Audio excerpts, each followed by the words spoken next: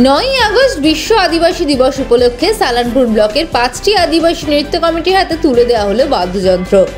এদিন Salanpur BDO office সংলগ্ন community হলে সালানপুর বিডিও দেবাঞ্জন বিশ্বাস, জয়েন্ট বিডিও শ্রেয়া নাগ, পঞ্চায়েত সমিতির সভাপতি কৈলাসপতি মণ্ডল, সহ সভাপতি বিদ্যুৎ মিশ্র, সমাজসেবী ভোলা সিং এর উপস্থিতিতে আদিবাসী সম্প্রদায়ের 5টি নৃত্য কমিটির হাতে একটি করে ধামসা, 2টি করে মাদল, একটি করে বাঁশুরি এবং একটি করে কাশি তুলে দেওয়া হয়।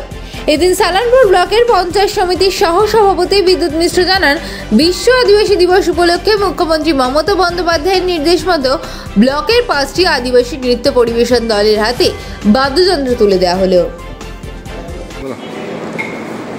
আজকে কি আপনাদের আজ বিশ্ব আদিবাসী দিবস, সেই উপলক্ষে আমাদের মাননীয় মুখ্যমন্ত্রীর নির্দেশে সালানপুর ব্লকে 5টি আদিবাসী টিমকে ধামসা, মাদল এবং বাঁশি এবং কাশি এইগুলি প্রদান করা।